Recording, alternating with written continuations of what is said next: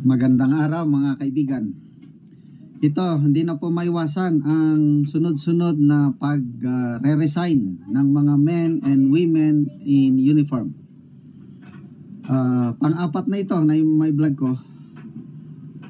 Isang Navy sailor na assign sa Presidential Security Command, resign. Ito sa post ng Bizarre Bulletin. Ito yan po, ang litrato,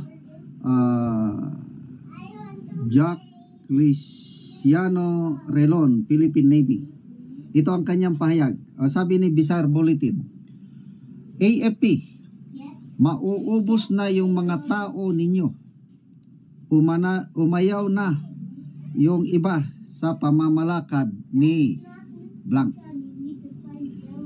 Ito ang statement ng sundalo.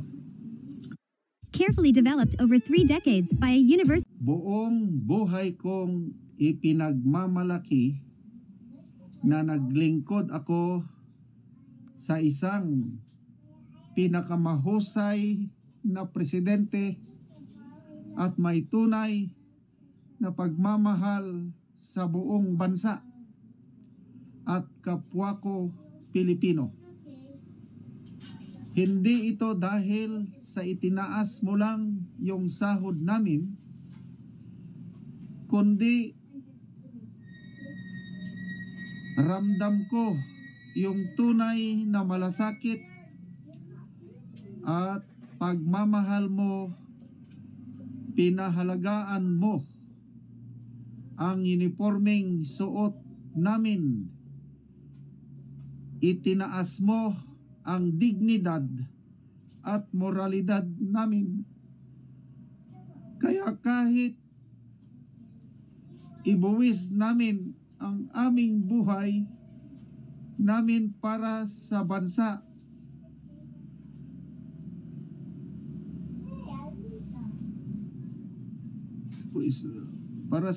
mamatay kaming masaya.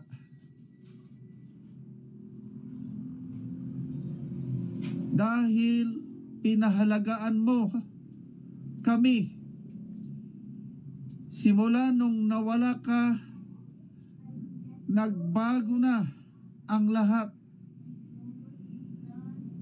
Hindi ko na maintindihan kung saan ang tama at mali. Bumaba moral, yung moral nila, yung diskurahe sila. At para akong nakagapos at para na ring pipi na hindi makapagsalita at walang magawa sa mga nangyayari sa bansa natin. Pinili kong lumisan sa serbisyo dahil isa ito sa mga dahilan. Susuportahan kita dahil hindi sa pagiging presidente mo at impluensya.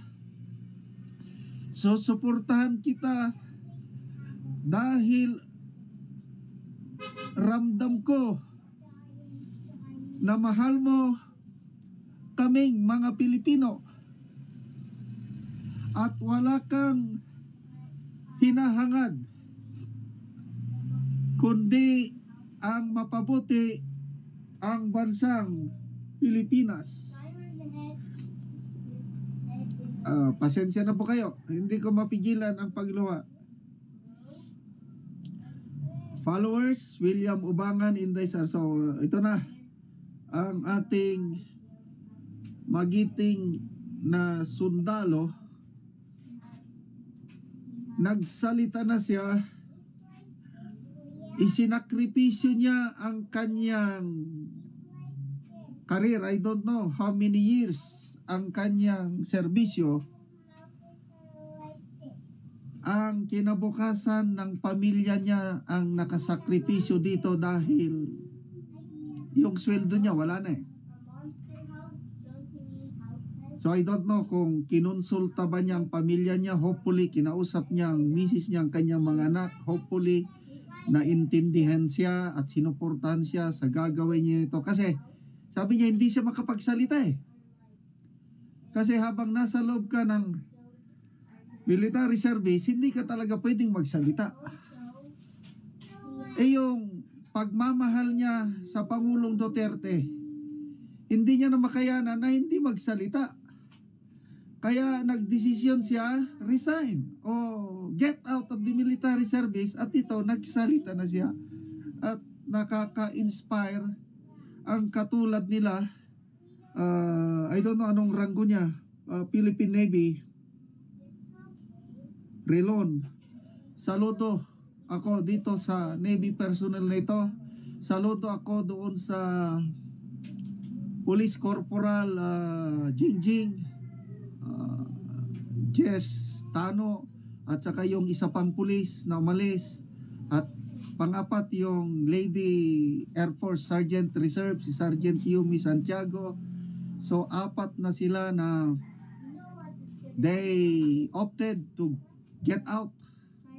Tama na, sobra na, magsasalita na kami. Susuportahan nila ang presidente ng Pilipinas na sa tingin nila siya ang may tunay na pagmamahal. So I don't know kung ilan pa ang katulad nito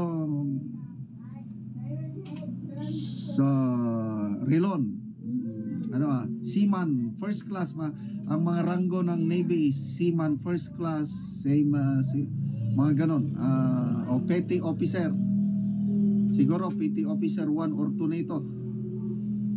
So nakakalungkot ang ganitong pangyayari, but saluduhan natin ang kanilang sakripisyo, yung pamilya nila. I don't know kung paano nila buhayin ngayon na umalis na sila sa serbisyo. Okay mga kaibigan, salamat